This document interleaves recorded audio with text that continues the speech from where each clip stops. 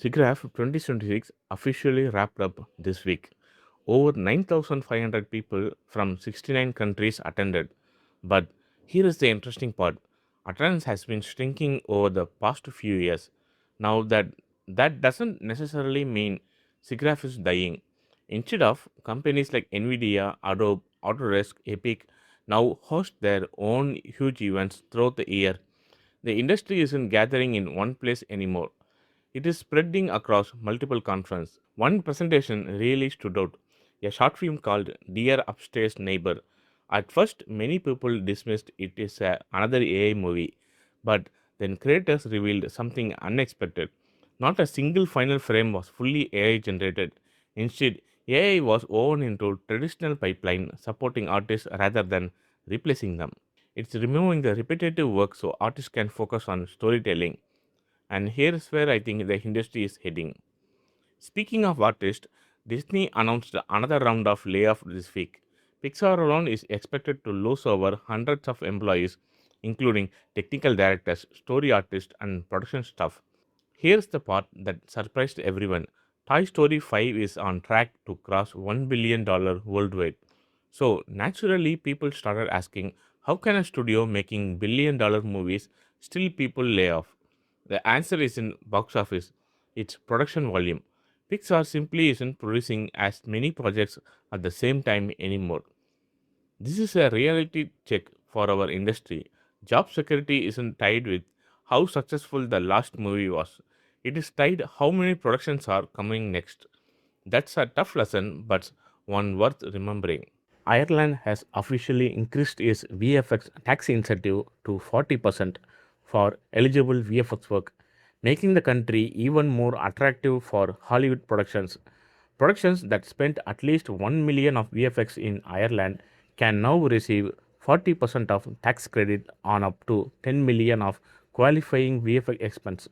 The goal is simple: attract more post production work, bring international studios to Ireland, and create more VFX jobs locally. So, what does this tax credit actually mean? Let's use Indian rupees because it will be easier to understand. Imagine a Hollywood studio needs 100 crores of worth of VFX work. If they award that work to a country that offering 40% tax credit, the government effectively gives back 40 crore after the production qualifies. So the studio effective VFX cost become original VFX budget is 100 crores and government tax credit is 40 crores. Effective cost is 60 crores. That's a massive saving.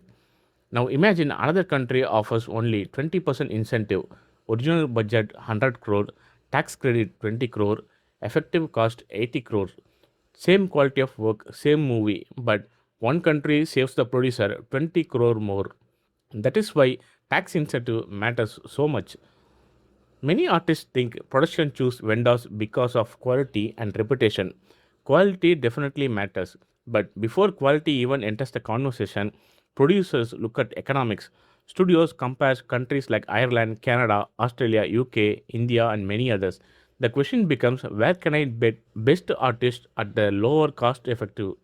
In what if one country suddenly increase the incentive, it instantly become more competitive. That can shift hundreds of shots, even entire projects from one country to another. We already seeing countries competing aggressively with incentive programs because whoever wins the production also wins thousands of jobs for artists, coordinators, supervisors, and studios.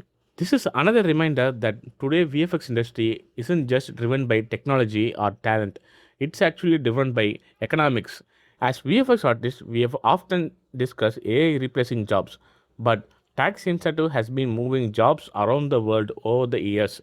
Sometimes the biggest change in VFX doesn't happen inside technologies like AI or Nuke or Houdini. It happened inside a government finance ministry. Autodesk announced updates for Maya, Arnold, Flow production tracking, and 3ds Max. Most of the headlines focused on Motion Maker, but I think the real story is editable Gaussian splats inside the 3ds Max. For years, we treated Gaussian splat as a fancy scan. Now, Autodesk wants artists to edit them just like traditional 3D assets. Imagine scanning an entire street, bringing it to 3ds Max, change the lighting, adding CG element, and continuing workflow without rebuilding anything.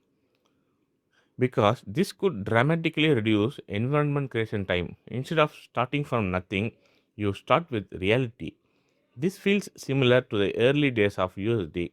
At first, it looks experimental, now it's become part of the production. The first trailer of the Avengers Doomsday exploded online, reaching over 500 million views on its first day.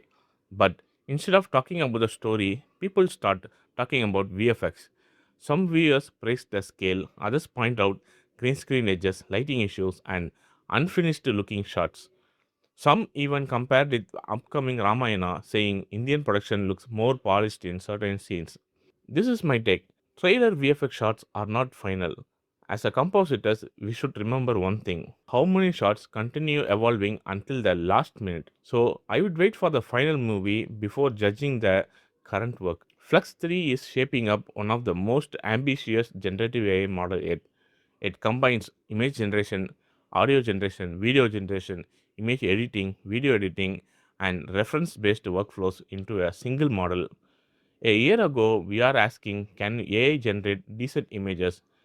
But today we are asking, can one model become entire production assistant? Image quality is no longer the competition. Workflow is. The companies that make AI predictable and controllable will win. In ComfyUI, there is a new plugin called OpenPose Studio that makes character posing much easier, useful but not revolutionary.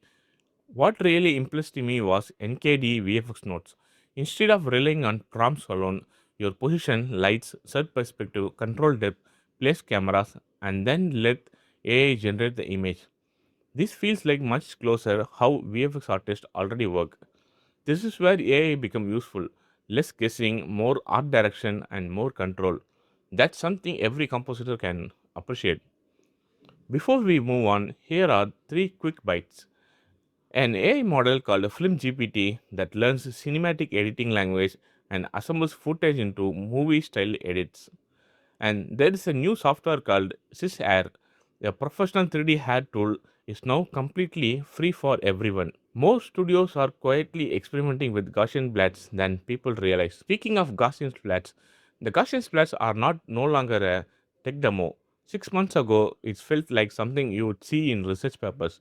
Now, Autodesk supports them, Nuke supports them, artists are editing them, and studios are testing them. To me, this looks like exactly what happened in USD. At first, everyone ignored it, and suddenly, every pipeline slowly started to depend on it. My prediction: within the next 2 years, Gaussian Splat become a standard part of environment workflows. This week's biggest discussion was about AI or SIGGRAPH. It about Pixar. If billion-dollar movies can guarantee a job security, what can? Some people blame AI, others blame fewer productions. Personally, I think production volume has bigger impact right now. AI is changing workflows, but production volume is decides the hiring. And that's it for this week's VFX Dailies. Now, I want to hear from you. Which story do you think will have biggest impact on the VFX industry over next few years? Pixar restructuring, Gaussian Splats, Flux 3, or AI-driven production tools? Leave your thoughts in the comments. I will be reading them and I might feature some of the best opinions in next week episode. If you enjoy this remote, hit like, subscribe, and share with someone who spends more time waiting for renders than watching movies. Thank you for watching, and as always, happy compositing. Subscribe to topicroomvfx.com.